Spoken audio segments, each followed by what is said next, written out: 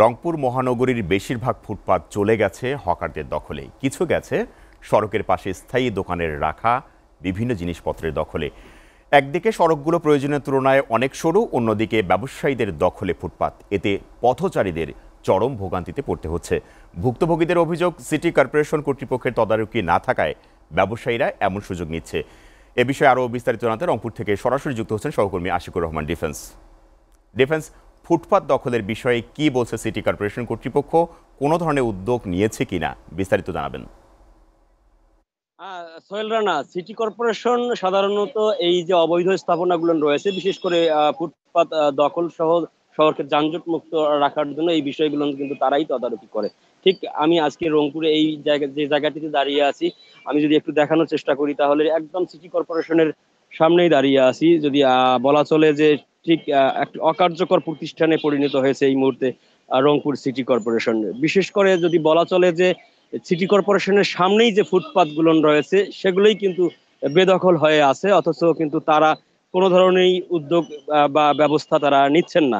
City corporation আইন 2009 অনুযায়ী যে ফুটপাতে অবৈধ স্থাপনা কিংবা মালামাল রাখা একটি অপরাধ, এবং ইচ্ছে করলে সিটি কর্পোরেশন কর্তৃপক্ষ সেই মালামালগুলো জব্দ, বাজেয়াপ্ত এবং জরিমানা করতে পারে। তাদের কিন্তু সেই বিচারিক ক্ষমতা রয়েছে, তাদের এক্সিকিউটিভ ম্যাজিস্ট্রেট রয়েছে। কিন্তু আমরা দীর্ঘদিন থেকে দেখছি যে রংপুরের এই যে দুর্ভোগে পড়ছে সাধারণ মানুষ, বিশেষ করে যাদের জন্য তৈরি এই ফুটপাত, তারা কিন্তু এই ফুটপাতটি ব্যবহার করতে পারছেন না। আপনি দেখানোর চেষ্টা করছি যে এখানে ঠিক ফুটপাতগুলোতে সারি সারি দোকান, ঠিক জাহাজ কোম্পানি লালবাগ থেকে মেডিকেল মোড় পর্যন্ত আমরা রাস্তার দুই ধারে যে ফুটপাতগুলো রয়েছে সেই ফুটপাতের কিন্তু সুবিধা সাধারণ মানুষ, পথচারী তারা কিন্তু কোনোভাবেই পাচ্ছেন না।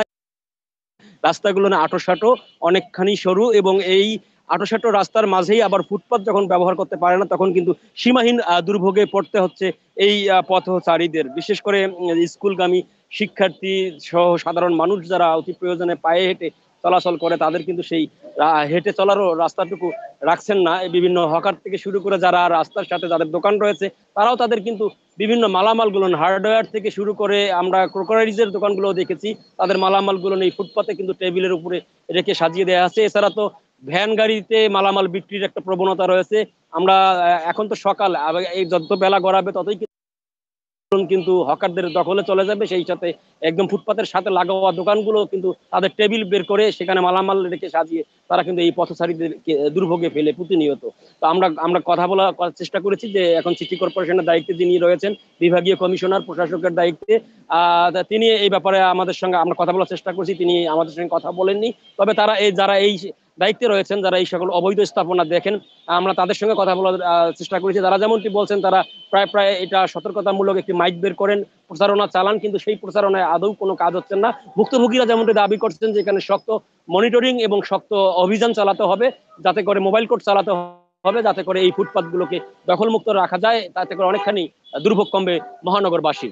সোহেল রানা, এই ছিল রংপুরে অবৈধ ফুটপাত দখলের এখন পর্যন্ত আমার কাছে সর্বশেষ।